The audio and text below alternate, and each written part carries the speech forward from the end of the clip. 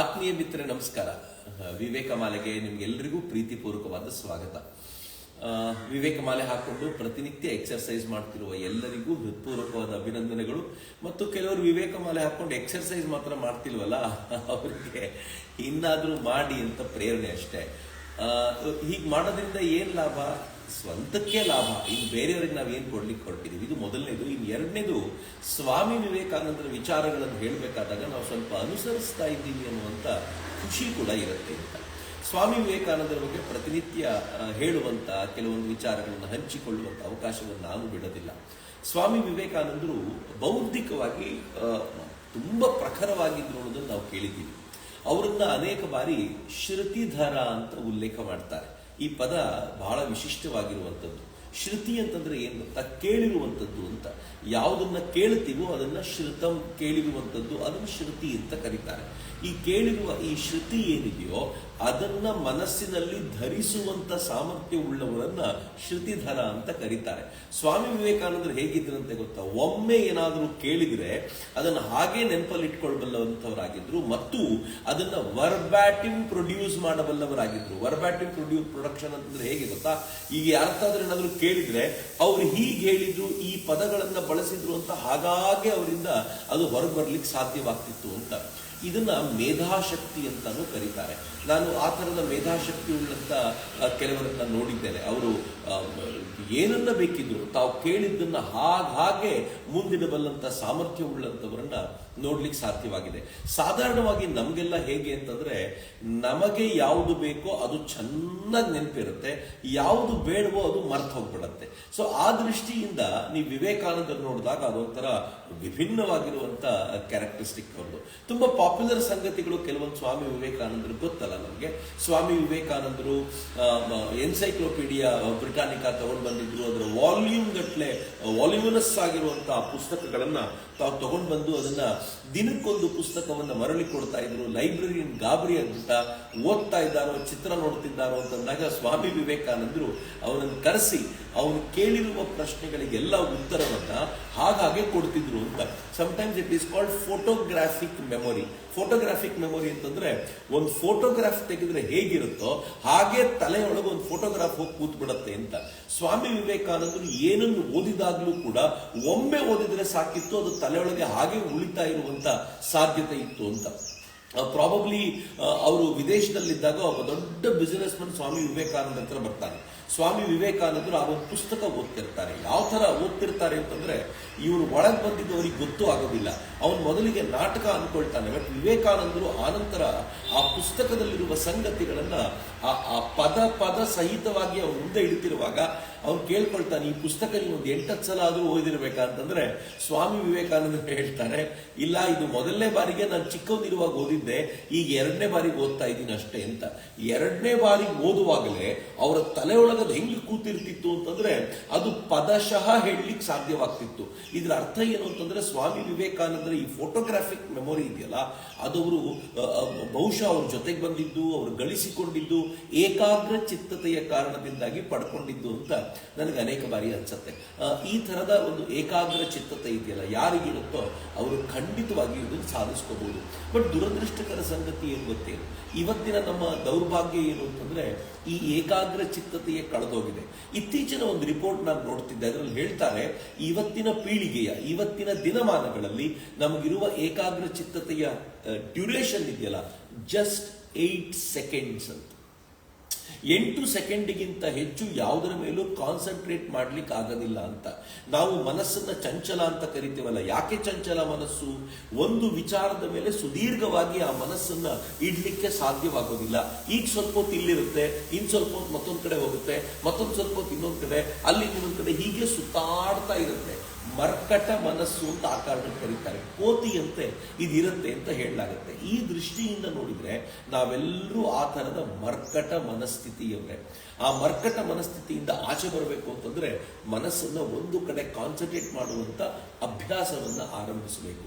ಈ ಅಭ್ಯಾಸ ಆರಂಭಿಸೋದು ಹೇಗೆ ಅಂತಂದ್ರೆ, ಉಳಿದಿದ್ದೆಲ್ಲವನ್ನು ಪಕ್ಕಕ್ಕೆ ತಳ್ಳುವಂತ ಪ್ರಯತ್ನ ಆರಂಭ ಆಗಬೇಕು. ಇವೆಲ್ಲವೂ ಕೂಡ ಸ್ವಾಮಿ ವಿವೇಕಾನಂದರು ತಮ್ಮ ರಾಜಯೋಗ ಅನ್ನುವಂಥ ಕೃತಿಯಲ್ಲಿ ವಿಸ್ತಾರವಾಗಿ ವರ್ಣಿಸ್ತಾರೆ.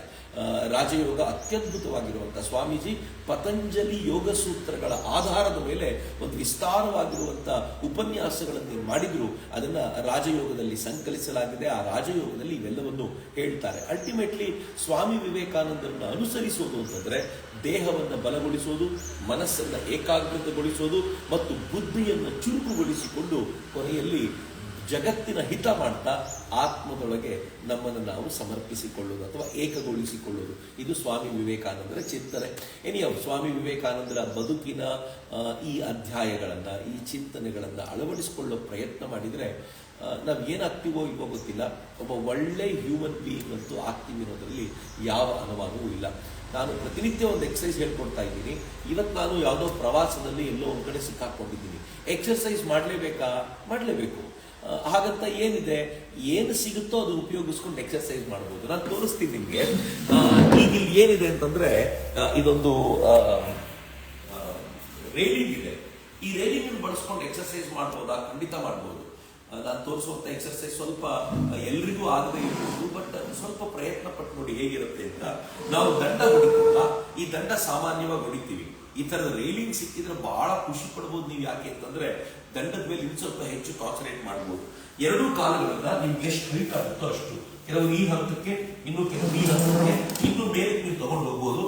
ಆನಂತರ ನೀವು ನಿಮ್ಮ ದೇಹವನ್ನ ನಿಧಾನ ಕೆಳಗಿಳಿಸಿ ದಂಡದ ಶೈಲಿಯಲ್ಲಿ ಇದನ್ನ ಈ ಚೆಸ್ಟ್ ನೆಲಕ್ಕೆ ತಾಕಿಸಿ, ಆನಂತರ ನಿಧಾನ ಮೇಲಕ್ಕೆ ನೀವು ಚೆಸ್ಟ್ ಹೀಗೆ ನೆಲಕ್ಕೆ ತಾಕಿಸಿ ಮೇಲಕ್ಕೆ ಎತ್ತಿರಲ್ಲ, ಅದು ಎಂಥ ಬಲವನ್ನು ಕೊಡುತ್ತೆ ಅಂತಂದ್ರೆ ನಿಮ್ಮ ಕೈಯೊಳಗೆ ಆ ಶಕ್ತಿ ಇದ್ರೆ ಮಾತ್ರ ಏರಿಸಲಿಕ್ಕೆ ಸಾಧ್ಯ ಆಗುತ್ತೆ.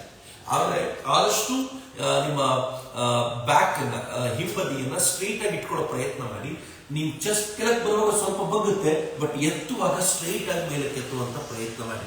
ನೀವು ಕಾಲು ಎಷ್ಟು ಮೇಲೆ ಹಾಕ್ತೀರೋ ಅಷ್ಟು ಚೆಸ್ಟ್ ಅನ್ನ ಕೆಳಗಿಳಿಸೋದು ಟಫ್ ಅನ್ಸುತ್ತೆ, ಬಟ್ ಎಷ್ಟು ಆನಂದ ಕೊಡುತ್ತೆ ಅಂತಂದ್ರೆ ಇದರಿಂದಾಗಿ ಚೆಸ್ಟ್ ವಿಶಾಲಗೊಳ್ಳುತ್ತೆ. ಆನಂತರ ನಿಮ್ಮ ತೋಳುಗಳಲ್ಲಿ ಈ ಬಾಡಿಯನ್ನ ಎತ್ತುವಂತ ಬಲ ಸಿಗುತ್ತೆ. ಮತ್ತೆ ಎಲ್ಲಕ್ಕಿಂತ ಹೆಚ್ಚು ಇದರ ನಂಬರ್ ಜಾಸ್ತಿ ಮಾಡಿದಷ್ಟು ಸ್ಟ್ಯಾಮಿನಾ ಕೂಡ ವೃದ್ಧಿಯಾಗುತ್ತೆ. ಫೈನ್, ಇವತ್ತು ನಾನು ವಿಜೇತರ ಹೆಸರನ್ನು ಹೇಳಬೇಕು. ನಿನ್ನೆ ನಾನು ಕೇಳಿದ ಪ್ರಶ್ನೆ ಮತ್ತು ಇವತ್ತು ಕೊಡಬೇಕಾಗಿರೋ ಉತ್ತರ. ನಾನು ನಿನ್ನೆ ಕೇಳಿದ ಪ್ರಶ್ನೆ ಯಾವುದು ಅಂತಂದ್ರೆ, ಸ್ವಾಮಿ ವಿವೇಕಾನಂದರು ಮೈಸೂರಿನ ಮಹಾರಾಜರಿಗೆ ಒಂದು ಪತ್ರ ಬರೀತಾರೆ. ಆ ಪತ್ರದಲ್ಲಿ ಒಂದು ವಿಶೇಷವಾದ ಸಂಗತಿಯ ಉಲ್ಲೇಖ ಮಾಡ್ತಾರೆ. ಆ ಸಂಗತಿ ಯಾವುದು ಅಂತ, ವೆರಿ ಪಾಪ್ಯುಲರ್ ಸಂಗತಿ ಅದು. ಏನು ಅಂತಂದ್ರೆ, ಸ್ವಾಮಿ ವಿವೇಕಾನಂದರು ಆ ಪತ್ರದಲ್ಲಿ ಹೇಳ್ತಾರೆ, they alone live who live for others, rest are more dead than alive. ಯಾರು ಇತರರಿಗೋಸ್ಕರ ಬದುಕ್ತಾರೋ ಅವರು ಮಾತ್ರ ಬದುಕಿರ್ತಾರೆ, ಉಳಿದಿರೋರು ಬದುಕಿರೋಕ್ಕಿಂತ ಹೆಚ್ಚು ಸತ್ತಿರ್ತಾರೆ ಅಂತ ಸ್ವಾಮಿ ವಿವೇಕಾನಂದರು ಹೇಳ್ತಾರೆ. ಬಹಳ ಪಾಪ್ಯುಲರ್ ಆಗಿರುವಂತ ಸಂಗತಿ.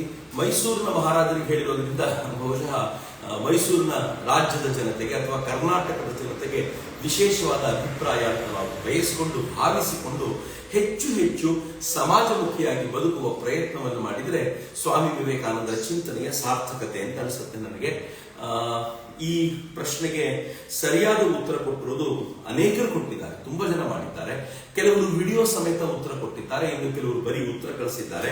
ಆದ್ರೆ ಈ ಪ್ರಶ್ನೆಗೆ ಸರಿಯಾದ ಉತ್ತರ ವಿಡಿಯೋ ಸಮೇತ ಕಳಿಸಿರುವಂತ ವಿಜಯನಗರ ಜಿಲ್ಲೆಯ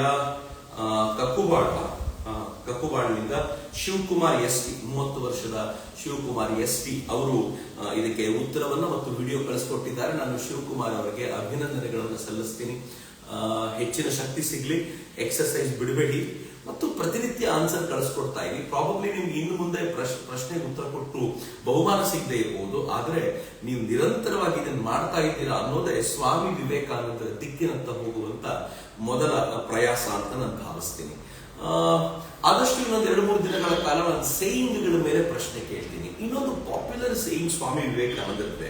ಒಬ್ಬ ಹುಡುಗ ಅವ್ರ ಹತ್ರ ಬರ್ತಾನೆ, ತುಂಬಾ ವೀಕ್ ಇರ್ತಾನೆ, ಅವನ ಹೆಲ್ತ್ ತುಂಬಾ ಗಟ್ಟಿಯಾಗಿರುವಂತ, ದೈಹಿಕವಾಗಿ ಸದೃಢವಾಗಿಲ್ಲದೆ ಇರುವಂತ ವ್ಯಕ್ತಿ. ಸ್ವಾಮಿ ವಿವೇಕಾನಂದರ ಬಳಿ ಬಂದು ನನಗೆ ಗೀತೆಯ ಅರ್ಥ ಹೇಳಿ ಅಂತಂದಾಗ ಸ್ವಾಮಿ ವಿವೇಕಾನಂದರು ಅವನಿಗೆ ಗೀತೆ ಮತ್ತು ಫುಟ್ಬಾಲ್ ಎರಡನ್ನು ಮುಂದಿಟ್ಕೊಂಡು ಒಂದು ಮಾತನ್ನು ಹೇಳ್ತಾರೆ. ಏನ್ ಮಾತದು? ವಾಪಸ್ ಹೇಳಲ್ಲ. ಸ್ವಾಮಿ ವಿವೇಕಾನಂದ ಅಂತ ಒಬ್ಬ ಹುಡುಗ ಬರ್ತಾನೆ, ನರಪೇತ್ಲ, ಸಣ್ಣಕ್ಕಿರ್ತಾನೆ, ದೈಹಿಕವಾಗಿ ಸ್ಟ್ರಾಂಗ್ ಇಲ್ಲ, ಅವನು ಬಂದು ನನಗೆ ಗೀತೆ ಸ್ವಲ್ಪ ಹೇಳ್ಕೊಡ್ತೀರಾ ಸ್ವಾಮೀಜಿ ಅಂತ ಕೇಳಿದ್ರೆ, ಗೀತೆ ಮತ್ತು ಫುಟ್ಬಾಲ್ ಇವೆರಡನ್ನೂ ಮುಂದಿಟ್ಟುಕೊಂಡು ಸ್ವಾಮೀಜಿ ಒಂದು ಮಾತು ಹೇಳ್ತಾರೆ. ಬಹಳ ಚಂದ ಇರುವಂತ ಮಾತದು, ಬಹುಶಃ ತಾರುಣ್ಯಕ್ಕೆ ಪ್ರೇರಣೆ ಕೊಡಬಲ್ಲಂತ ಮಾತು. ಈ ಮಾತಿನ ಕುರಿತಂತೆ ನಾವು ನಾಳೆ ಮಾತಾಡೋಣ. ಅಷ್ಟು ಚೆನ್ನಾಗಿರುವಂತ ಮಾತು. ಆ ಮಾತು ಏನು ಅಂತ ಹೇಳಬಲ್ಲಿರಾ? ನೀವು ಸುಮ್ಮನೆ ಉತ್ತರ ಕೊಟ್ಟರೆ ಆಗೋದಿಲ್ಲ, ಎಕ್ಸರ್ಸೈಸ್ ಮಾಡ್ತಾ ಇಲ್ವಾ? ಇವತ್ತು ಹೇಳ್ಕೊಟ್ಟ ಎಕ್ಸರ್ಸೈಸ್ ಮಾಡಿದ್ರೆ ಒಳ್ಳೇದು. ಈ ತರದೇನು ವ್ಯವಸ್ಥೆ ಇಲ್ಲ ಅಂತಂದ್ರೆ ಇಷ್ಟು ದಿನದ ಹಿಂದೆ ಏನ್ ಮಾಡ್ತಿದ್ವು ಎಕ್ಸರ್ಸೈಸು, ಅದನ್ನೇ ರಿಪೀಟ್ ಮಾಡಿ ಅದರ ಜೊತೆಗೆ ಇದು ಉತ್ತರ ಕಳಿಸ್ಕೊಡ್ತೀರಾ ಅಂತಂದ್ರೆ ನಿಮ್ಗೆ ಬಹುಮಾನ ಕಾದಿದೆ. ನಾನು ಬಹುಮಾನ ನಿಮ್ಗೆ ಕಳಿಸ್ಕೊಡ್ತೀನಿ. ಯಾರು ನಾಳೆ ವಿಜೇತರು ಇರ್ತಾರೋ ಅವ್ರ ಹೆಸರನ್ನು ಹೇಳ್ತೀನಿ. ಮತ್ತೆ ನಾಳೆ ಭೇಟಿಯಾಗೋಣ. ಅಲ್ಲಿವರೆಗೂ ನಮಸ್ಕಾರ. ವಂದೇ ಮಾತರಂ. ಜೈ.